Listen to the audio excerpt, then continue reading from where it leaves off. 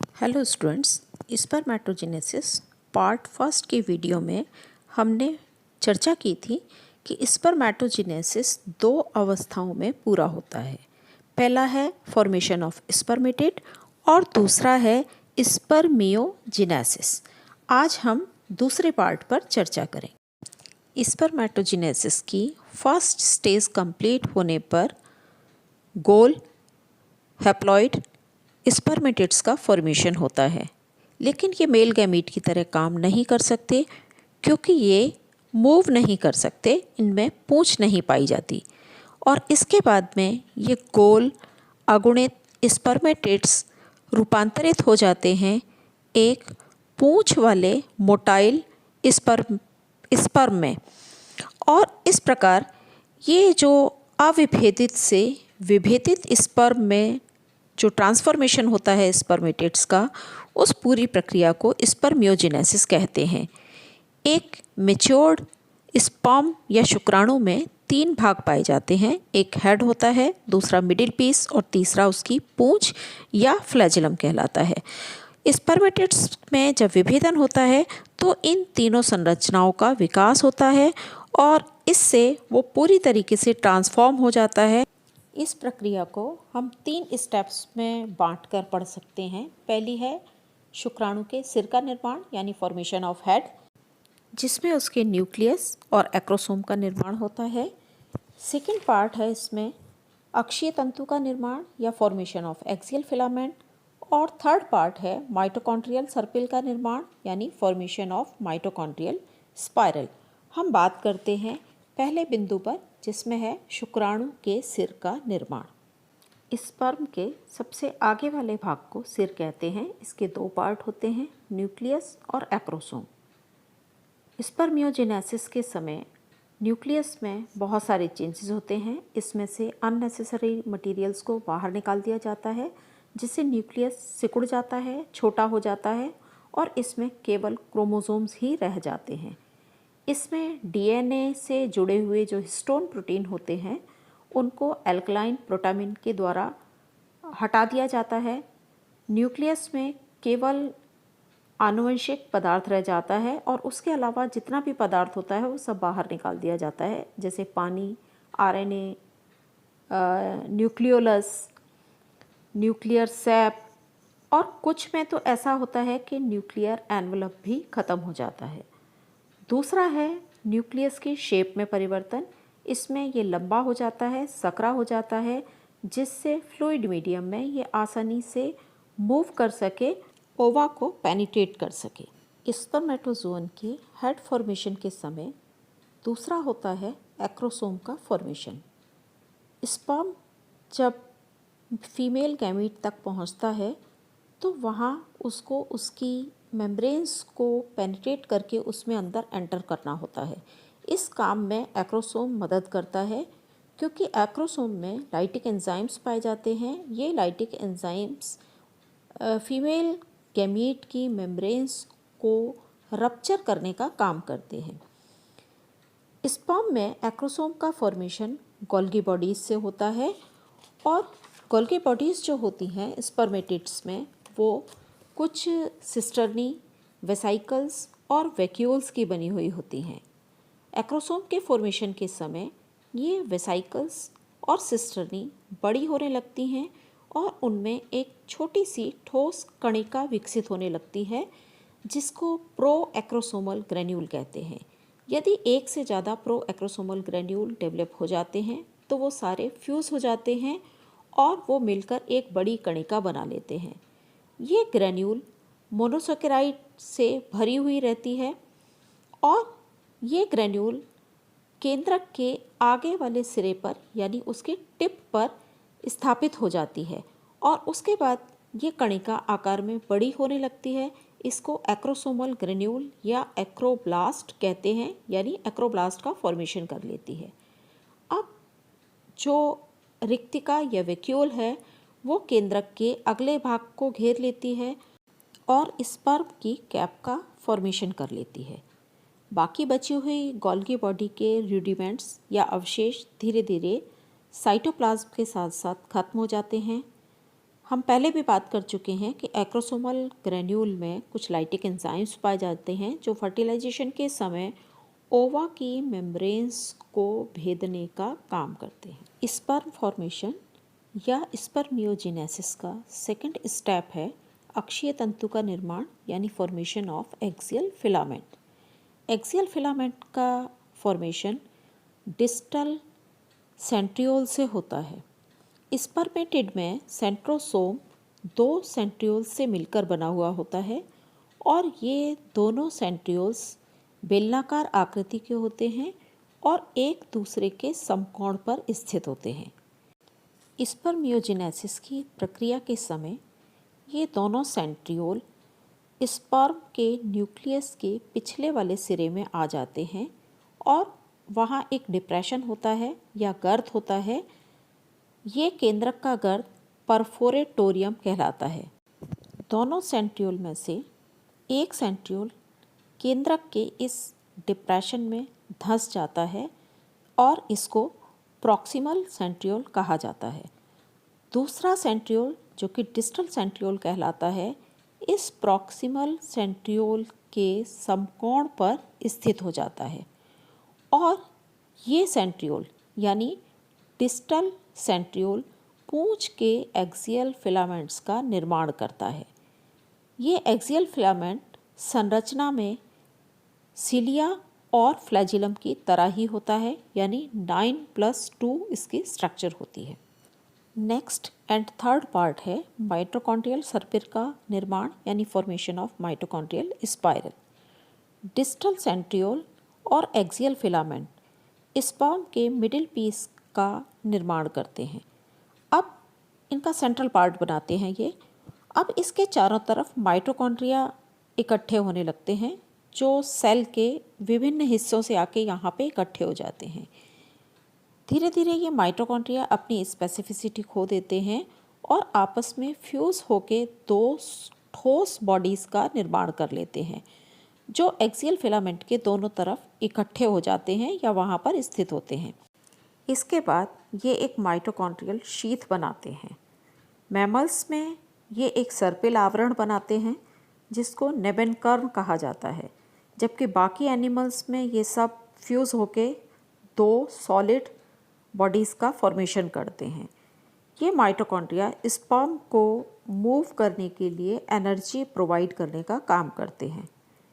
Spermatids का जो cell cytoplasm होता है वो ज़्यादातर तो ख़त्म हो जाता है, लेकिन जो बचा हुआ रहता है वो मिडिल पीस के बाहर की तरफ आकर इकट्ठा हो जाता है और इसकी पेरिफेरी पर जमा हो जाता है, यानी पेरिफेरी पर एक कोशिका द्रव्य का स्तर मिल जाता है जिसको मेंशेट कहा जाता है।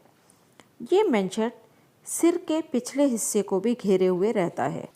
स्पर्म के मिडिल पीस के लास्ट में एक डार्क कलर की रिंग दिखाई देती है जिसको रिंग सेंट्रियोल कहा जाता है। ये ring centriole actually middle piece और टेल के बीच में पाया जाता है।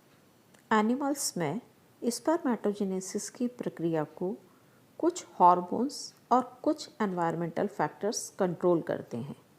यदि हम एनवायरमेंटल फैक्टर्स की बात करें तो इसमें मेन है temperature, light, different seasons etcetera. Testis में स्पर्म के फॉर्मेशन को टेस्टिस और पिट्यूटरी ग्लैंड से निकलने वाले सेक्स हार्मोन्स के द्वारा कंट्रोल किया जाता है।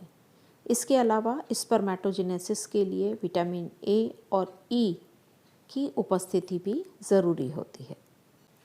परिपक्व स्पर्म एक मोटाइल मेल गैमीट होता है। ये विशेष प्रकार की हैप्लॉइड सेल है। आकार में बहुत छोटा होता है लेकिन इसकी पूंछ बहुत लंबी होती है और बाहर से ये प्लाज्मा मेम्ब्रेन के द्वारा ढका रहता है। इसमें प्लाज्मा मेम्ब्रेन में बाहर की तरफ कुछ और पदार्थों का आवरण भी पाया जाता है जो उसे विशेष प्रकार का एंटीजेनिक प्रॉपर्टी देते हैं जिससे कि शुक्राणु और अंडे के बीच में क्रिया को प्रेरित किया जा सके। अलग अलग प्राणियों में शुक्राणु की आकृति हालांकि अलग अलग होती है, लेकिन फिर भी इनकी बेसिक स्ट्रक्चर में सिमिलैरिटी पाई जाती है और शुक्राणु को हम 3 भागों में बांट सकते हैं: सिर, मिडिल पीस और पूंछ। पहले बात करते हैं हम सिर की। सिर इसका सबसे अगला हिस्सा होता है।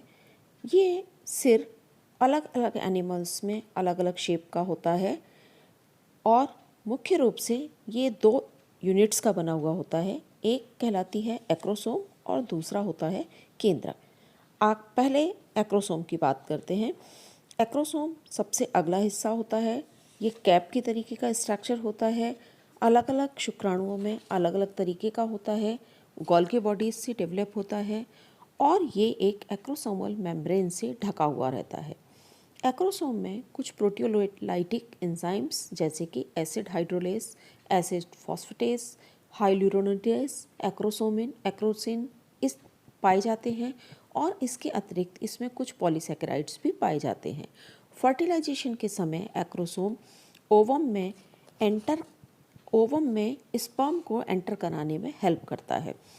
न्यूक्लियस और एक्रोसोम के बीच में साइटोप्लाज्म की एक पतली सी परत पाई जाती है जिसको एक्रोसोमल साइटोप्लाज्म कहते हैं।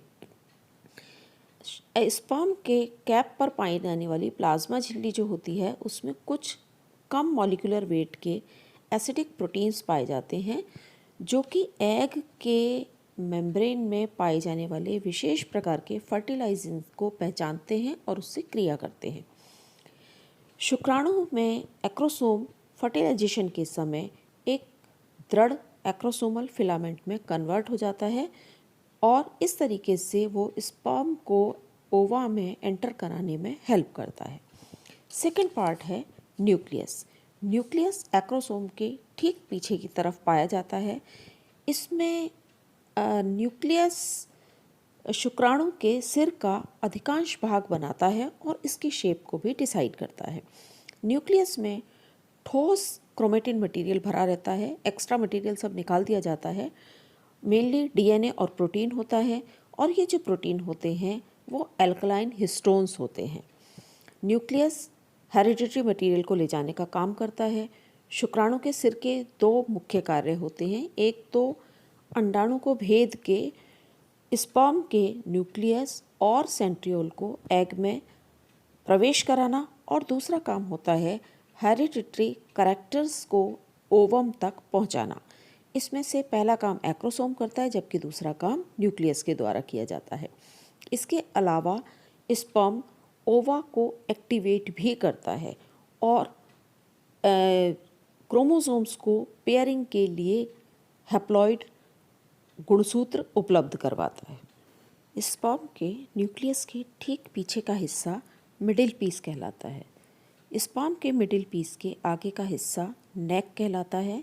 इस हिस्से में 2 सेंट्रियोल पाए जाते हैं। एक प्रॉक्सिमल सेंट्रियोल कहलाता है जबकि दूसरा डिस्टल सेंट्रियोल कहलाता है। ये दोनों सेंट्रियोल एक दूसरे के समकोण पर स्थित होते हैं।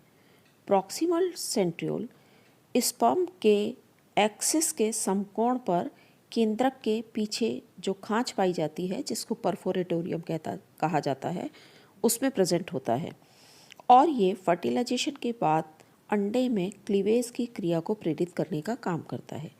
जबकि डिस्टल सेंट्रियोल प्रॉक्सिमल सेंट्रियोल के समकोण पर स्पर्म की एक्सिस में स्थित होता है और पूंछ के एक्सियल फिलामेंट का निर्माण करता है।